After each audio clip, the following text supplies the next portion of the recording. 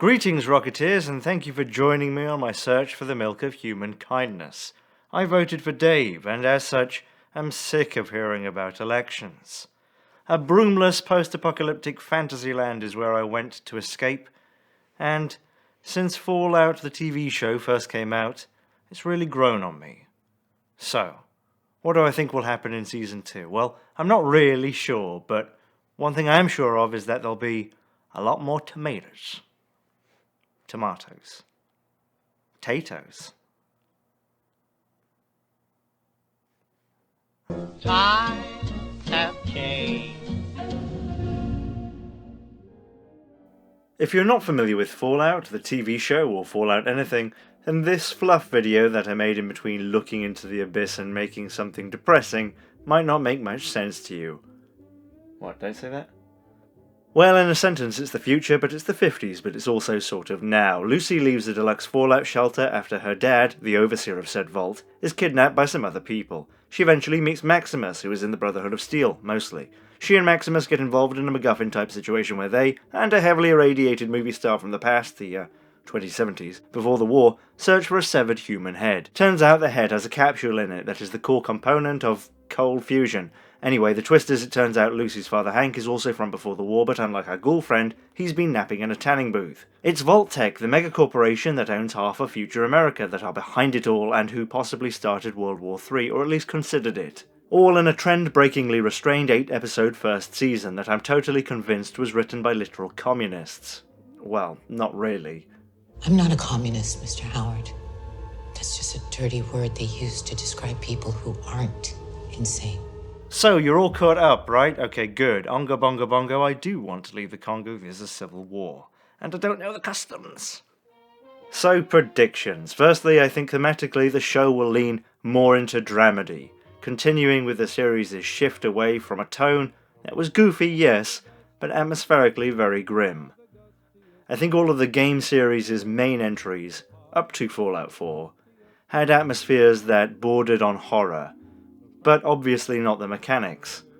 Fallout 3's Dead Babies and its rendering of a Washington DC that has been reduced to rubble was populated by idiosyncratic, goofy characters, but the setting itself wasn't goofy at all. The show's first season carried on with the candification of Fallout 4, where the setting is still a post-nuclear war wasteland, but the rendering is quite different, just like these paintings of sunrises from Otto Dix and Albert Bierstadt. Although I'm sure I'd have really enjoyed a Fallout TV show directed by Elem Klemov, the choice of tone makes a lot of sense. I'm probably in the minority of people who'd actually want a Fallout TV show to make them feel despair. That's my problem with everything. Barbie movie, not enough to spare.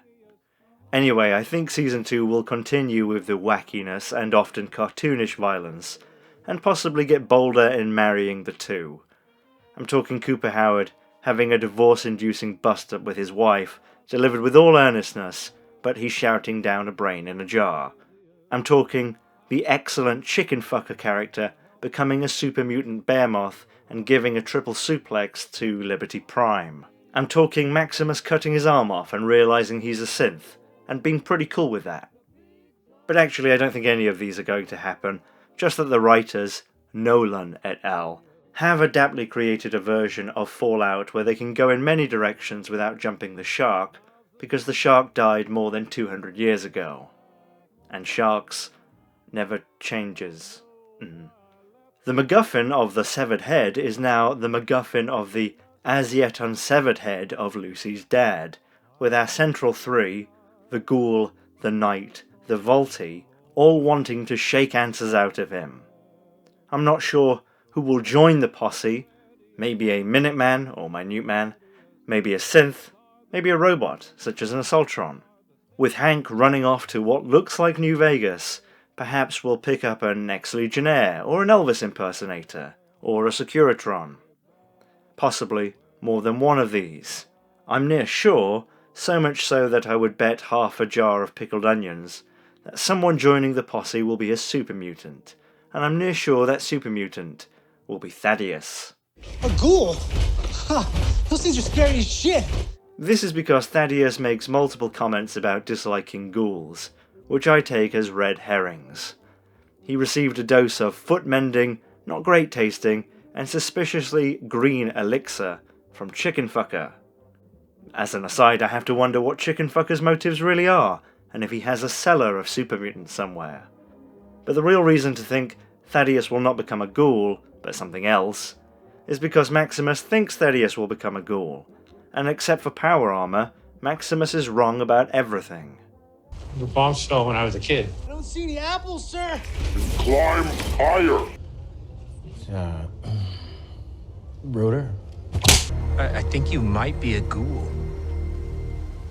Oh, no. I bet too that Maximus at some point recognizes Super Mutant Thaddeus by his brand.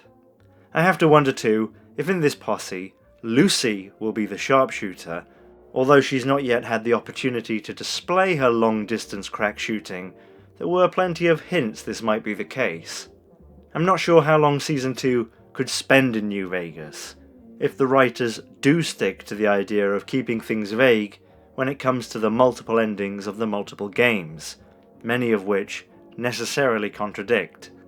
If they do stick with leaving the game's endings untouched, I have a feeling that if there are any scenes in New Vegas, it'll be a New Vegas where whatever happened 15 years before in the events of the game don't matter now at the time of the TV show. Whoever won the Hoover Dam, however it played out, won't really matter, just that there has been an undoing of some kind since then. I reckon much of the season will be a big foot trip to and through the Mojave, with the ghoul and Lucy developing their father-daughter tormentor relationship, and with the ghoul softening up a bit, not a lot, and Lucy toughening up a lot, not a bit. So much so, I bet she'll have a bit of an identity crisis. Maybe she shoots a feral baby, and I'll bet 3/4 of a chutney sandwich that the ghoul says something like this. I didn't pick you because you was a killer, Miss McLean. And it'll be really close on him when he says this, it'll look really cool. There's plenty of killers out here, in the wasteland. I picked you because you was a survivor. And then they'll go off and kill something else. I guess too that the season starts with Cooper Howard before he got all sexy and ghoulified, taking his daughter Janie to either a vault or a staging place, only to be separated from her. Perhaps Season 2 ends with he and Lucy finding the ghoul's family in some sort of executive vault, in which case I wonder if Mrs. Ghoul, Barb, might be long dead, having served her term as overseer diligently. Instead, keeping with the topsy-turvy parent-child stuff of Fallout 4, I wonder if Janie might be middle-aged or even old, and be the Vault-Tech-embracing overseer. Back in Lucy's vault, I can't see Lucy's brother Norm willingly freezing himself for possibly centuries. Norm is one of my favourite characters, and I'd like to see him commit some nerd rage. Instead, Norm will surely use his smarts to escape the Master Vault.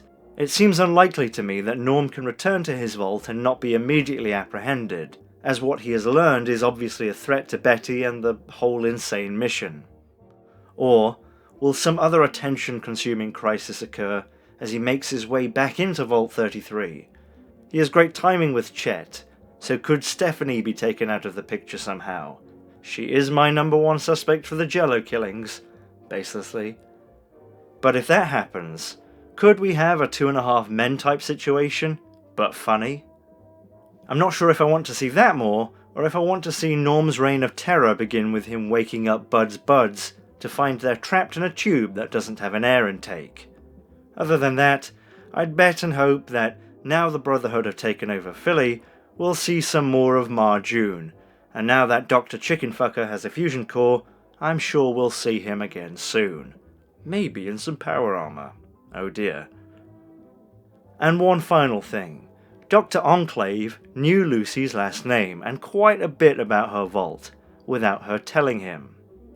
It seems the Enclave might know quite a bit about the vaults in general, but we didn't see them send anyone after their runaway doctor.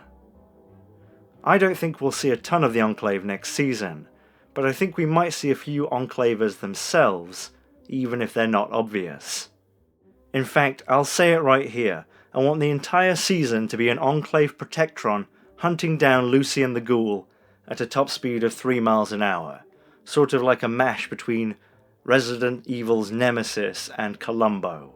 I know that sounds funny, but it's vicious. It waterboards people. It burns people's houses down when they don't cooperate.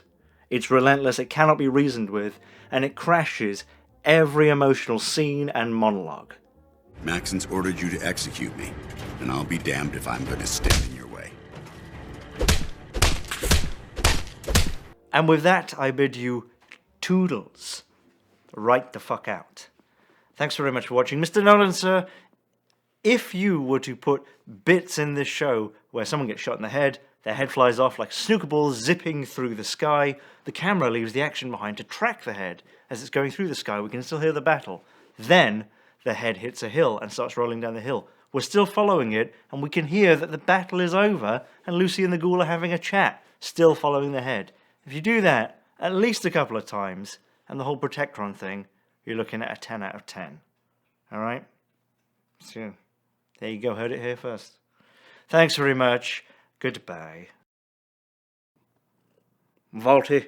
Well, I won't do the accent. He goes, I didn't pick you, Miss McLean, because you are a killer. There are plenty of killers out here in the wasteland. He says it like him. It's on him really tight. It's really cool. I picked you, Miss McLean, because you're a survivor. Like I say, I'm not doing it like Walton Goggins, all right? If I was cast as the Ghoul, this is how I would have done him, all right? Which is better? I think we know.